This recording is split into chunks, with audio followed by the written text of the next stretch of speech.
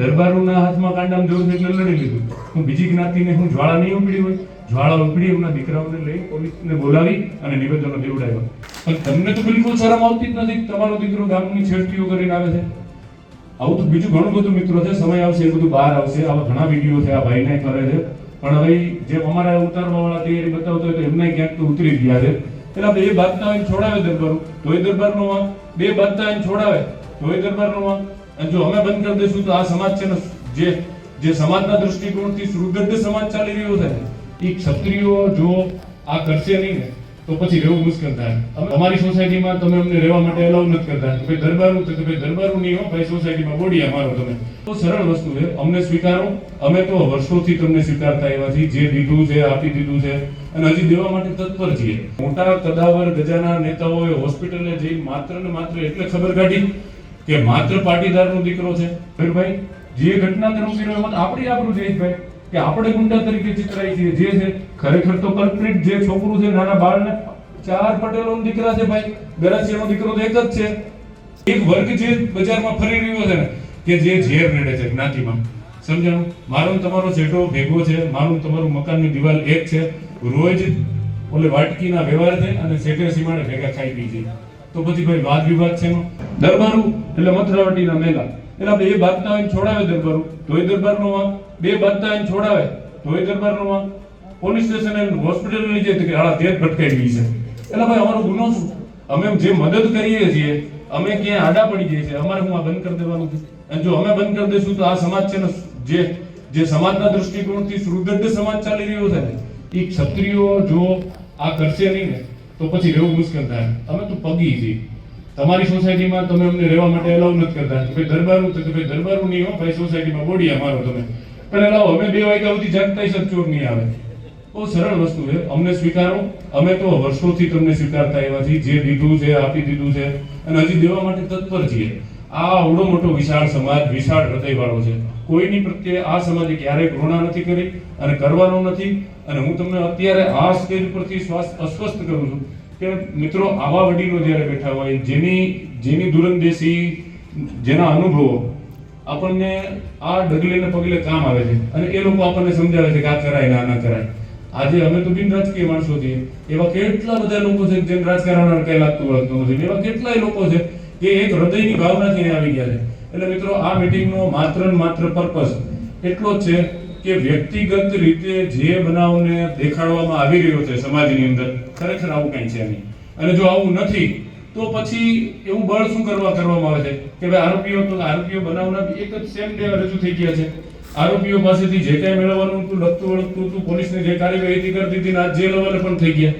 બિનજરૂરી કહેવાતી વ્યક્તિને જે ઈજા પહોંચી છે તેમ છતાં હોસ્પિટલમાં રાખ્યા.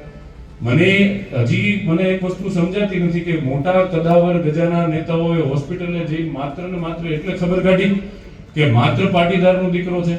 તમને બિલકુલ એટલી પણ નથી મન અંતરાત્માના અવાજથી એવું હતું કે 5 વર્ષનું બાળક પીડાયું છે. તમારાથી એક સ્ટેટમેન્ટ એવું પણ ન પણ બેન ક્ષત્રિય તરીકે જો તમને એવું લાગતું હોય પાટીદારનો દીકરો હેરાન થાય છે અને દરબારો એની માથે અત્યાચાર ગુજાર્યો છે તો પછી તમને એવું સમજાવવું જોઈએ કે આ દીકરાને જે કાંઈ પ્રક્રિયાથી તમે ખબર કાઢવા આવ્યો છો એ પહેલા જે 1 માસથી બાળક પીડાઈ રહ્યું છે તમે વિડીયો બધા જોઈ જશે મિત્રો. હું એ બાળકને, મારો દીકરો એની હારે રમે છે. જમવાના ટેબલ ઉપર મારા દીકરાએ જ્યારે મને આ વ્યથા વ્યક્ત કરી ત્યારે હું જમી નહોતો આવ્યો. આ મયુરભાઈ અને મારે જય માતાજીના વ્યવહાર છે. સમજાવું? આ મયુરભાઈ ની હું અત્યારે હજી એક સ્પષ્ટ વાત કરું જે સમાજને ખબર નથી. મિત્રો 1 મહિનાથી જે બાળક પીડાય છે એની માં, એનો ભાઈ, એનો બાપ, એના દાદા આ બધાય આટલી હદે પીડાય અને એની હારે આ બાળકની હારે સાંત્વનાથી જોડાયેલો ક્રિકેટનો કોચ, એના ભેગા રમતા મિત્રો અને ઈ જે ક્રિકેટ રમે છે એના બાબતની તકલીફ થાય. હું ઈ ભાગમાં છું. મને મહાદિત્યને જેટલી તકલીફ પડે એટલી જ પડી. સમજાણું?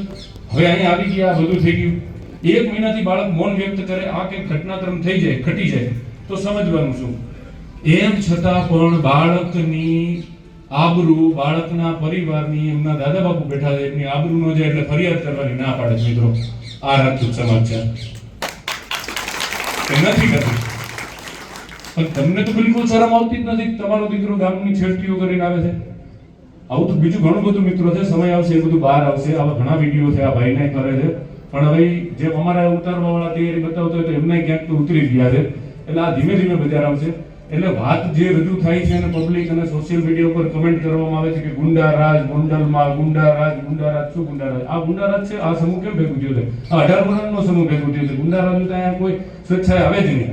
એટલે મિત્રો આ મયુરભાઈને પણ મારે વિનંતી કરવામાં આવી, મયુરભાઈ જે ઘટના તમે કર્યો એમાં આપણી આબરૂ જયેશભાઈ કે આપણે ગુંડા તરીકે ચિતરાઈ છીએ. જે છે ખરેખર તો કલ્પ્રિટ જે છોકરું છે નાના બાળને 4 પટેલોનો દીકરા છે ભાઈ, ગરાસિયાનો દીકરો તો એક જ છે. 4 નિવેદનો લેવાના છે પોલીસના ભાઈ. તમને ઈ ખબર નહીં હોય, આ મીડિયાએ તમને ઈ નહીં બતાવ્યું હોય કે નાના બાળકો બીજા પટેલ જ્ઞાતિના છે. મારે નામ નથી લેવું, કાયદાથી બંધનો છે. ઈ બાળકોએ પણ પોલીસને કીધું કે પપ્પા અમારી હારે એવું કર્યું છે. તો મિત્રો હું તમને આ સ્ટેજના માધ્યમથી ખાલી એટલું ધ્યાન દોરવા જ માંગુ છું કે દરબારોના હાથમાં કાંડામાં જોર એટલે લડી લીધું. હું બીજી જ્ઞાતિને હું જ્વાળા નહીં ઉપડી હોય, જ્વાળા ઉપડી એમના દીકરાઓને લઈ પોલીસને બોલાવી અને નિવેદનો દેવડાવ્યા કે ભાઈ અમે જે જ્ઞાતિના છીએ, જે જ્ઞાતિના દીકરાને વાગ્યું છે ને ઈ જ જ્ઞાતિથી અમે છીએ, પણ અમારે સત્યનો અને ન્યાયનો સાથ આપવો છે અને આપ્યો. તો મિત્રો આ જ ભાવના કુટુંબની ભાવના છે કે પટેલના દરબાર ભેગા છે, આ બનાવમાં છે, એમના જ દીકરાઓ છે, અમને સહકાર આપ્યો જ છે.